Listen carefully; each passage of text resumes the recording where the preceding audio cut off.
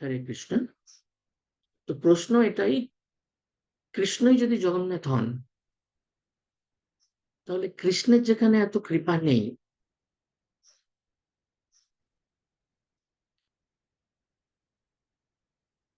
শ্রী জগন্নাথের এত কৃপা পেয়ে তিনি কিভাবে এত কৃপা পেলেন? এটাই আমাদের মূল জানার বিষয়। ঘটনা দাপর যুগের। কংস জানতেন কৃষ্ণের হাতে তার মৃত্যু নিশ্চিত। তোমাকে মারিবে যে গোকুলে বাড়িছে সে, এমন কথা তো আমরা শুনেছি। এই যে দৈববাণী তিনি শুনেছিলেন, এটা তিনি ভুলতে পারছিলেন না। কংস কি করলেন? তিনি মনে মনে ভাবলেন যে গোকুলেই কৃষ্ণের মৃত্যুকে নিশ্চিত করতে হবে। সেজন্য তিনি, ভগবান কৃষ্ণ যখন মথুরা থেকে গোকুলে চলে গেলেন, সাথে সাথে এই দৈববাণী হওয়ার পরেই তিনি পরিকল্পনা করলেন কিভাবে কৃষ্ণকে হত্যা করা যায়। জন্মের 3 দিনের মাথায় তিনি পুতনা রাক্ষসীকে পাঠালেন। পুতনা হত্যা হলো। 7 দিনের মাথায় তিনি শকটাসুরকে পাঠালেন। ভগবান কৃষ্ণ তাকেও নিধন করলেন। তারপরে কৃষ্ণ অনেক অসুরকে মেরেছেন। অঘাসুর, বকাসুর, বিভিন্ন বিভিন্ন তার বাল্যলীলাতে তিনি অসুর নিধন করেছেন।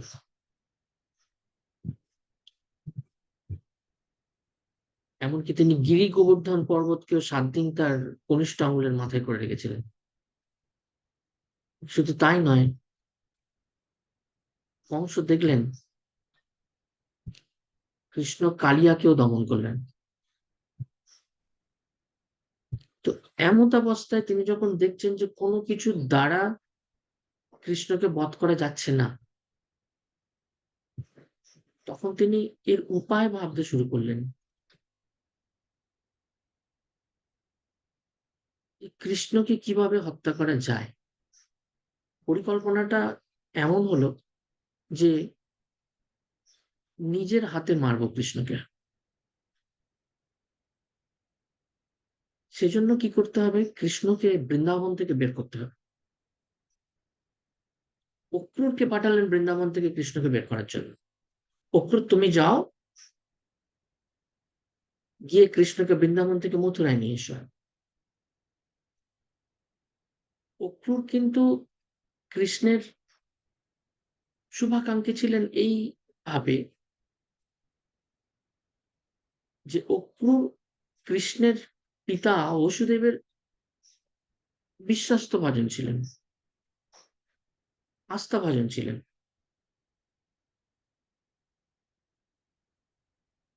এবং কৃষ্ণের পিতা বসুদেব এবং অক্রুর একই সাথে মানুষ হয়েছিলেন এবং সম্পর্কে ছিলেন কৃষ্ণের কাকা। কংস কি জানতেন? কংস জানতেন যে অক্রুর যদি গিয়ে বলে, তাহলে কেবল কৃষ্ণ মথুরায় আসতে পারে।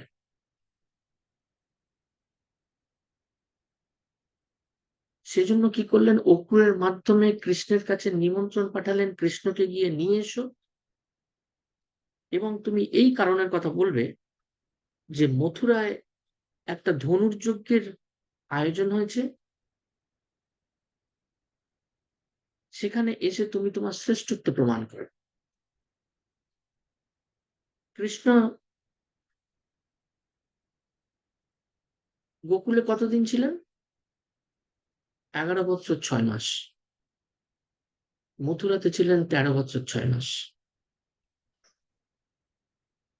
তো যখন তার এই 11 বছর 6 মাস এমন বয়স, অক্রুরের নিমন্ত্রণে, অক্রুরের কংসের নিমন্ত্রণে অক্রুরের সাথে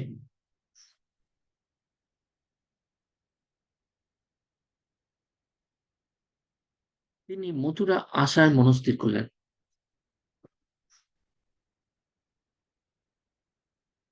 অক্রূর কি করলেন, বৃন্দাবনে গিয়ে কৃষ্ণকে আগেই কংসের যে এই গোপন উদ্দেশ্য তিনি সেটা জানিয়ে দিলেন। কৃষ্ণ নাও আসতে পারতেন, কিন্তু কৃষ্ণ ক্ষত্রিয় ছিলেন,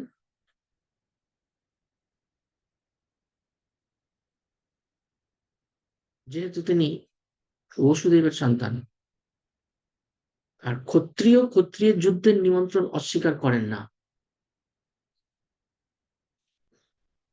সেজন্য সমস্ত কিছু জেনে কৃষ্ণ কংসের নিমন্ত্রণকে স্বীকার করলেন, বৃন্দাবন থেকে মথুরা এলেন। এখন কৃষ্ণ বলরাম কি করছেন?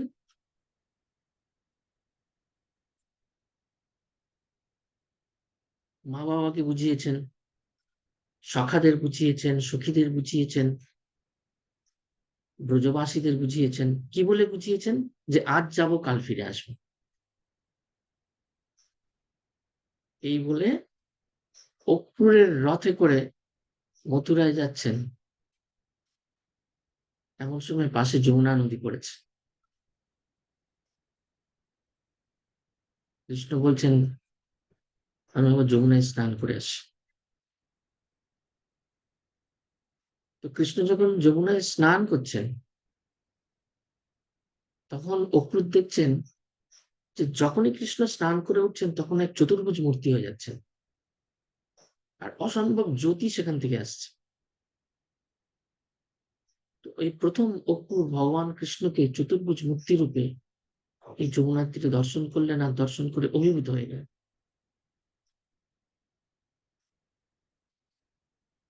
অক্রূর ভগবান কৃষ্ণকে প্রণাম করলেন, প্রণাম করে আবার পুনরায় রথে তুলে তিনি মথুরায় নিয়ে যাচ্ছেন। তো এভাবে অক্রূরের সাথে কৃষ্ণ বলরাম মথুরায় এলেন, এবং যে অনুষ্ঠানে তার যুক্ত হওয়ার কথা ছিল, সেই অনুষ্ঠানে যুক্ত হয়ে তিনি সর্বোপরি কংসকে হত্যা করলেন, এবং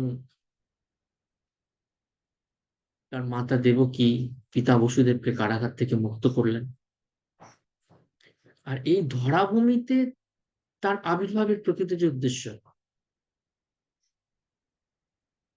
পরিত্রাণাং সাধুনাং বিনাশায় চ দুষ্কৃতাম, সেই ধর্ম প্রতিষ্ঠা করতে মথুরাতে থেকে গিয়েছেন।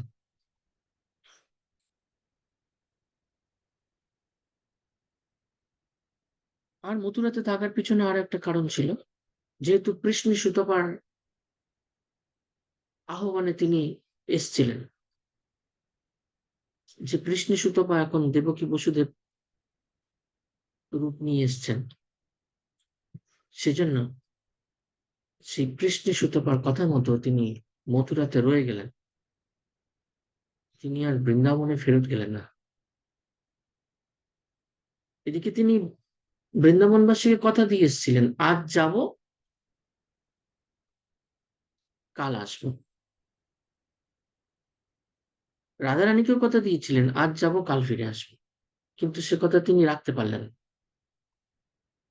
ব্রজ গোপীগণ তার এই তীব্র বিরহ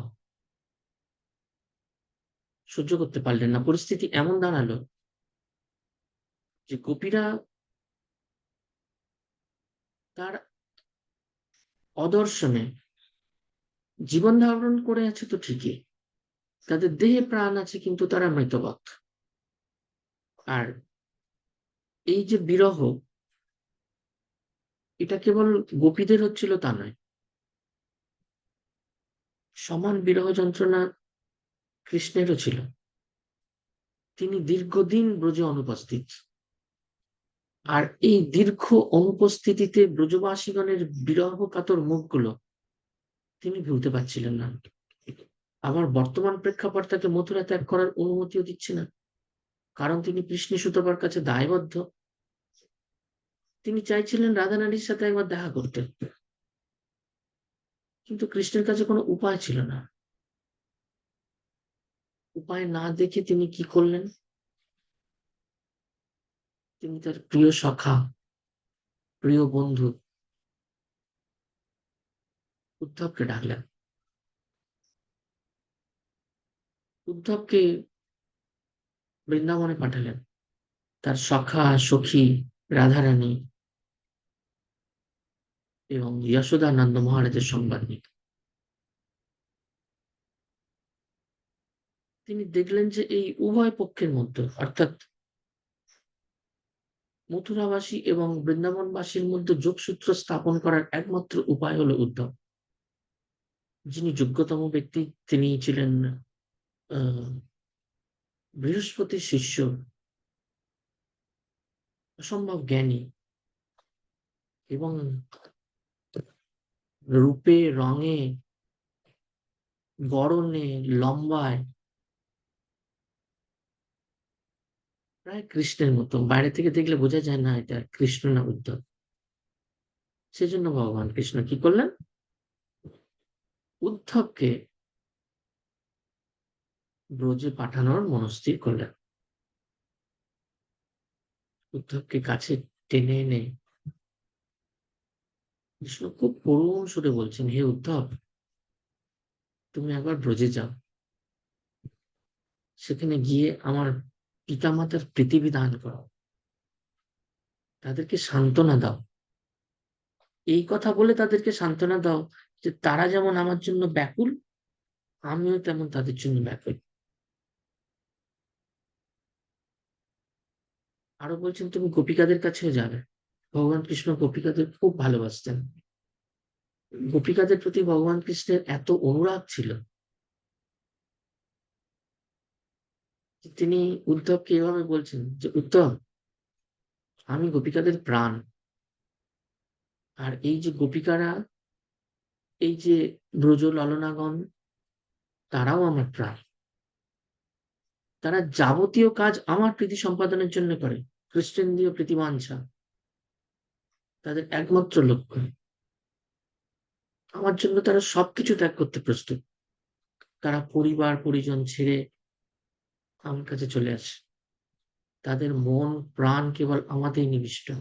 আমি ছাড়া তারা আর কিছু জানে না। তুমি গিয়ে তাদেরকে বলো, আমি তাদেরকে পরিত্যাগ করে মথুরায় এসেছি ঠিকই, কিন্তু আমি ভালো নেই। কোনো কাজে আমার মন নেই, কোনো কাজে আমার উৎসাহ নেই, কোনো কাজে আমার আনন্দ নেই। কেবল কর্তব্য কর্ম করে চলেছে। আমার মন প্রাণ তাদের কাছেই পড়ে আছে। আরো তুমি লক্ষ্য করবে যে আমি শুনতে পাচ্ছি লোকমুখে যে ব্রজের বৃক্ষগুলি শুকিয়ে গেছে। ব্রজের বৃক্ষগুলি, ব্রজের গাভীগুলি আমার অদর্শনের বিরহে জর্জরিত, মূর্ছিত। তারা নবীনপত্র ধারণ করে না। গাভীগুলি তাদের গোবৎসদের দুগ্ধপান করায় না। তুমি যাও, তাদেরকে সান্ত্বনা দিয়ে বলো কৃষ্ণও তোমার জন্য কষ্ট পাচ্ছে। এই মনোবৃত্তি নিয়ে, এই মনোভাব নিয়ে ভগবান শ্রীকৃষ্ণ উদ্ধবকে ব্রজে পাঠাচ্ছেন। নিজে হাতে উদ্ধবকে সাজিয়ে দিচ্ছেন। তার নিজ শ্রীহস্ত দিয়ে, নিজের অঙ্গের আভরণ দিয়ে, নিজের পুষ্পমালিকা দিয়ে উদ্ধবকে সাজাচ্ছেন। উদ্ধব বলছেন, মাধব এ তুমি কি করছো? উদ্ধব, কৃষ্ণ যখন নিজ হাতে তাকে সাজাচ্ছে, উদ্ধব আনন্দে বিহ্বল হয়ে গেছে, আত্মহারা হয়ে গেছে যে কৃষ্ণ কত স্নেহ ভরে, কত আদরের সাথে নিজের অঙ্গ প্রত্যঙ্গের জিনিস নিয়ে উদ্ধবকে সাজাচ্ছে। ভগবান তাকে তার পীতাম্বর খুলে দিলেন, তাকে তার মুকুট খুলে দিলেন, তার কানের কুণ্ডল দিলেন। উদ্ধব বলছেন, কি দরকার এসবের মাধব? কৃষ্ণ বলছেন, এগুলো ছাড়া তোমার সাথে কেউ কথা বলা তো দূরের কথা, তোমার দিকে ফিরেও তাকাবে না। আমার এই বস্ত্রের গন্ধে, আমার এই মুকুট কুণ্ডলের দর্শনে তাদের মনে হবে আমি এসছি, তবে তারা তোমার দিকে চোখ তুলে তাকাবে।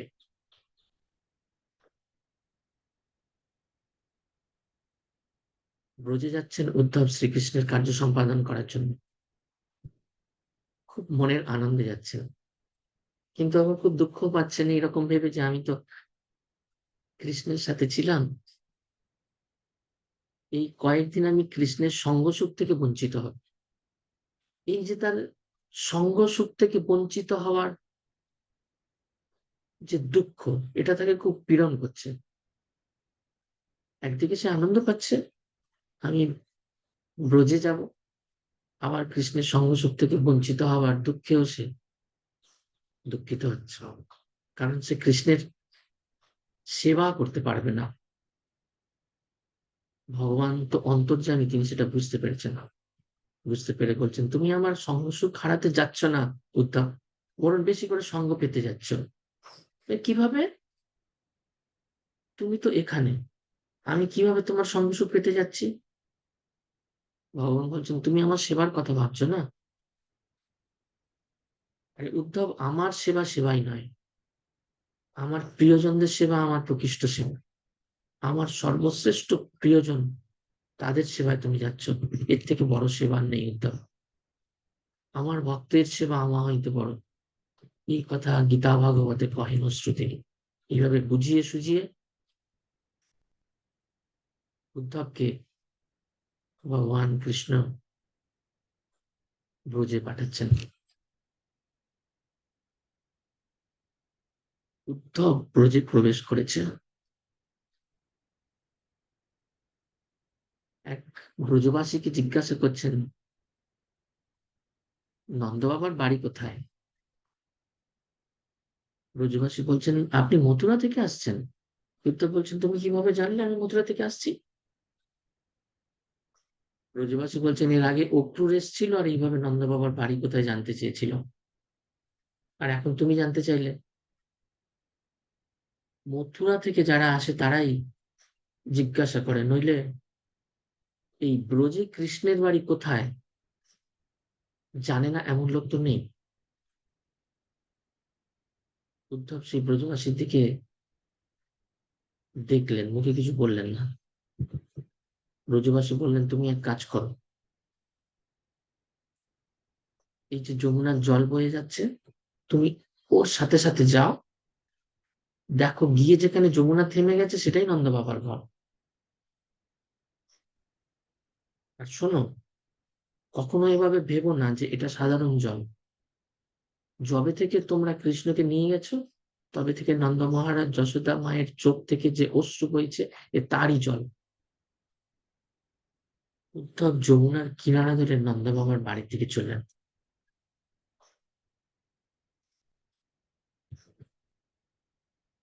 নন্দ বাবার বাড়িতে পৌঁছেছেন উদ্ধব, ডাকছেন, ও নন্দ বাবা। ভিতর থেকে একটা ক্ষীণ কণ্ঠস্বর আসছে যে, কে আপনি? আমি কৃষ্ণের সখা উদ্ধব। নন্দ বাবা বাইরে এলেন। উদ্ধব দেখলেন একটা শীর্ণ জীর্ণ শরীর, গায়ের ত্বক শিথিল হয়ে গেছে, চোখ ভিতরে ঢুকে গেছে। তো উদ্ধবকে ব্রজে পাঠানোর আগে কৃষ্ণ তার বাবার একটা অবয়ব বর্ণনা করে দিয়েছিলেন, কিন্তু উদ্ধব নন্দ মহারাজকে যেভাবে দেখলেন, তার সাথে কৃষ্ণের বর্ণনার এতটুকু মিল নেই। মনে মনে প্রশ্ন জাগছে যে ইনি কে তাহলে? এই মনের প্রশ্নের উত্তরেই নন্দ বাবা, সেই জীর্ণ শীর্ণকায় ব্যক্তি, উত্তর দিলেন, আমি নন্দ রায়। উদ্ধব প্রণাম করলেন, ক্ষমা করবেন বাবা, আমি আপনাকে চিনতে পারিনি। নন্দ মহারাজ উদ্ধবকে কি করলেন, ভিতরে বসালেন। উদ্ধবকে বললেন, আপনি বসুন, আমি আপনার জন্য কিছু খাবার সংগ্রহ করে আনছি। উদ্ধব মনে মনে ভাবছেন, সংগ্রহ করে আনছি মানে বাড়ি থেকে কিছু নেই তাই বাইরে থেকে সংগ্রহ করে আনতে হবে? উদ্ধব ঘরের ভিতরে উঁকি দিয়ে দেখলেন, কি দেখতে পেলেন? দেখছেন রান্নাশালে মাকড়সার জাল বুনেছে। অর্থাৎ কৃষ্ণ যতদিন চলে গেছে ততদিন সেখানে রান্না হয়নি। নন্দ মহারাজ বাইরে থেকে খাবার সংগ্রহ করে নিয়ে এলেন। উদ্ধবকে দিলেন। উদ্ধব সেই খাবার গ্রহণ করলেন। নন্দ মহারাজ বলছেন, আপনি একটু আরাম করুন, আপনি মথুরা থেকে এসেছেন, একটু বিশ্রাম করুন। উদ্ধব বললেন, বাবা, আপনার সাথে আমি কিছু কথা বলার জন্য এসেছি। কৃষ্ণ আমাকে পাঠিয়েছে কিছু খবর দেওয়ার জন্য। এই কথা শুনে নন্দ মহারাজ বসলেন। এমন সময় মা যশোদা, তিনি বাইরে ছিলেন, তিনি ঘরে ঢুকলেন। আর ঢুকেই প্রথম নজর উদ্ধবের উপরে। কৃষ্ণ তো তাকে পীতাম্বর দিয়েছেন,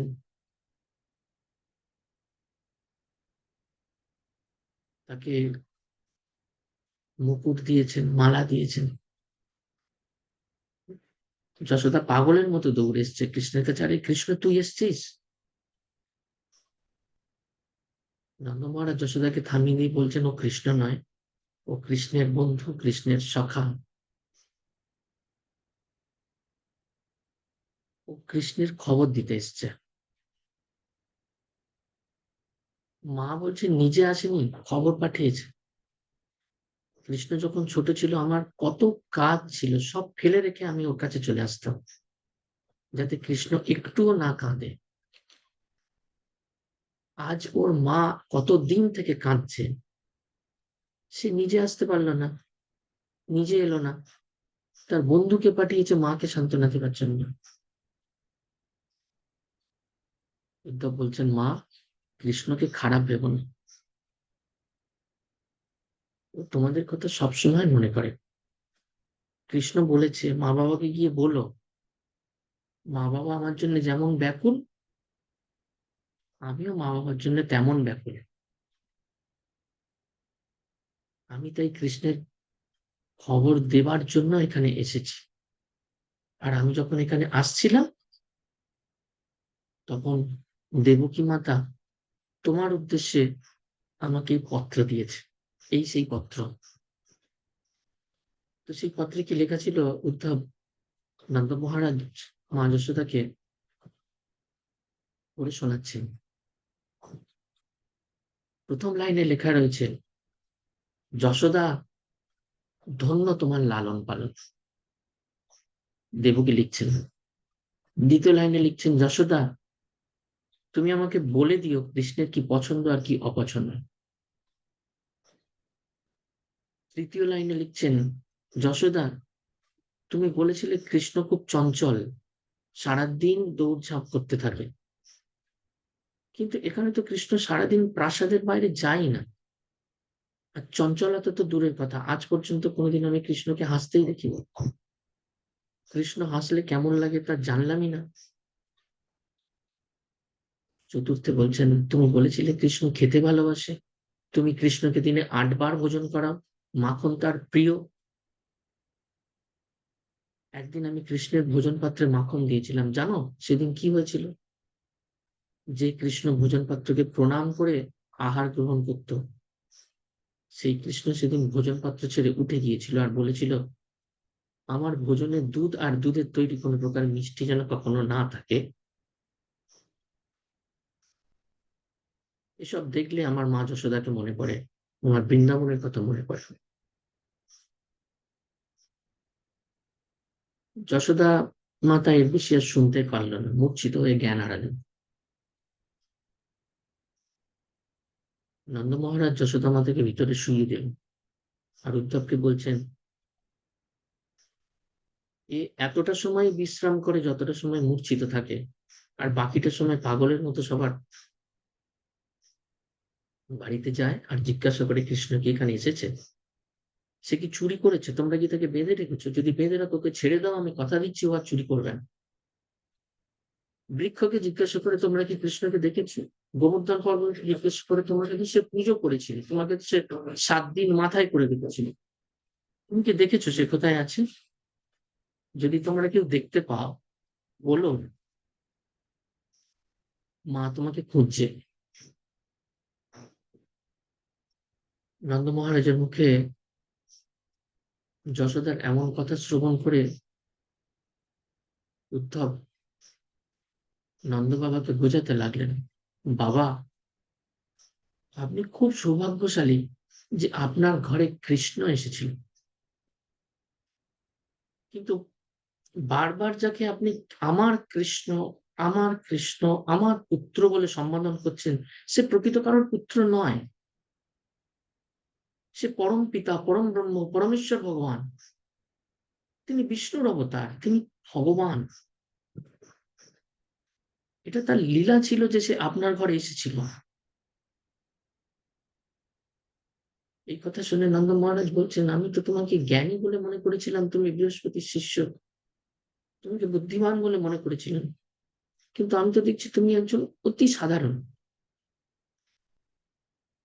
তুমি বলছো কৃষ্ণ ভগবান, কিন্তু আমি তো ওর মধ্যে ভগবানের কোনো গুণ, ভগবানের কোনো লক্ষণ কখনো দেখিনি। ভগবান তো অন্নের ভান্ডার, তিনি সকলের পেট ভরান। ভগবান কাউকে ক্ষুধার্ত রাখেন না। কিন্তু আমি কতবার কৃষ্ণকে ক্ষুধায় ছটফট করতে দেখেছি, কাঁদতে দেখেছি, মা যশোদার কাছে এসে বলতে শুনেছি, মা সব কাজ রাখো, তুমি আগে আমায় খেতে দাও। আর তুমি বলছো কৃষ্ণ ভগবান। ভগবান কি, কি বলেন ভগবান? সত্যের পথে চলো, ধর্মের পথে চলো। আর আমার পুত্র কথায় কথায় মিথ্যা বলে, অন্যের বাড়িতে চুরি করে, তুমি বলছো সে ভগবান। চলো আমি যদি তোমার কথা মেনেও নিই সে ভগবান, ভগবান তো কখনো কোনো ভুল করতে পারে না। আমরা ভুল করতে পারি। আমি ভুল করেছি, আমি তাকে পুত্র বলে ডেকেছি, আমি তাকে পুত্র বলে সম্বোধন করেছি, কিন্তু সে কতবার আমাকে বাবা বলে ডেকেছে, যশোদাকে মা বলে ডেকেছে। গোপীরা বলতো নন্দ বাবা ফর্সা, যশোদা ফর্সা, সেজন্য বলদেব ফর্সা হয়েছে। কিন্তু এটা কোথা থেকে এসছে? এ তো কালো, এ নিশ্চয়ই নন্দের পুত্র নয়। এই কথায় কৃষ্ণ রেগে যেত, মাকে বলতো, মা তুমি এদেরকে বলো আমি তোমারই ছেলে। আর উদ্ধব তুমি বলছো সে ভগবান। ঠিক আছে, যদি তোমার কথা মেনেই নি যে সে ভগবান, তাহলে সে তো আমার সন্তান, সে তো আমার কষ্ট দূর করে দেবে। তুমি তো জ্ঞানী, তোমরা তো সবাইকে বোঝাতে থাকো যে জীবনে যত দুঃখ আসুক, যত কষ্ট আসুক, সবাই যদি সাথ ছেড়ে দেয়, একজনের উপর ভরসা করো, সে তোমাকে দেখবে। যার কেউ নেই পৃথিবীতে তার ভগবান আছে। সবাই সঙ্গ ছেড়ে দিলেও আমরা কার ভরসায় থাকি? আমরা ভগবানের ভরসায় থাকি।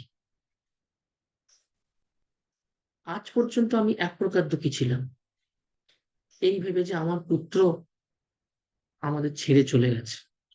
অনেকের সন্তানই তো তার পিতা মাতাকে ছেড়ে চলে যায়, বাবা মাকে বৃদ্ধ বয়সে দেখে না। কিন্তু সেই সকল বাবা মারা কার ভরসায় থাকেন যে সবাই ছেড়ে চলে গেলেও ভগবান তো আছেন, তিনি আমাদের দেখবেন। ভগবানের সাহারায়, ভগবানের বিশ্বাসে তারা বেঁচে থাকেন। আমরাও এভাবে বেঁচেছিলাম, কারণ জানতাম পুত্র ছেড়ে চলে গেছে কিন্তু ভগবান তো আছে। আর আজ তুমি বললে ভগবান আমাদের ছেড়ে চলে গেছে, তাহলে উদ্ধব আমরা কত পাপ করেছি যে ভগবান আমাদের ঘর ছেড়ে চলে গেছে।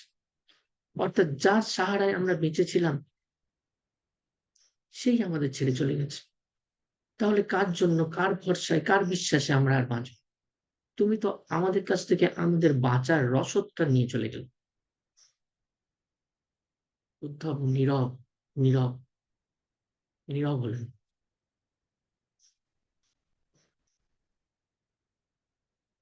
নন্দ যশোদার বাৎসল্য প্রেমের তীক্ষ্ণতায় উদ্ধব ধরাশায়ী। উদ্ধবের মুখে কোনো কথাই নেই। উদ্ধব নিশ্চল, উদ্ধবের কোনো ভাষা নেই, কি বলবেন বুঝে উঠতে পারছেন না। একদিকে উদ্ধব ভাবছেন আমি যা বলেছি সেটাই তো ঠিক, কৃষ্ণ কারোর পুত্র নয়, কৃষ্ণ পরম ব্রহ্ম, পরমেশ্বর ভগবান। আবার ভাবছেন যার কেউ নেই তিনি তো ভগবানের ভরসায় থাকেন, আর আমি বলেছি কৃষ্ণ ভগবান। তাহলে ভগবান কিভাবে এই সত্য ভাঙতে পারেন? তাহলে মানুষ সত্য বলে কি বিশ্বাস করবে যার কেউ নেই, তার ভগবানও নেই? উদ্ধব বিহ্বল, উদ্ধব কিং কর্তব্য বিমূঢ়। উদ্ধব নন্দ মহারাজকে অবনত মস্তকে প্রণাম জানিয়ে নীরবে নন্দ মহারাজের গৃহ ত্যাগ করে। উদ্ধব ভাবছেন, কৃষ্ণ আমাকে কোথায় পাঠিয়েছেন?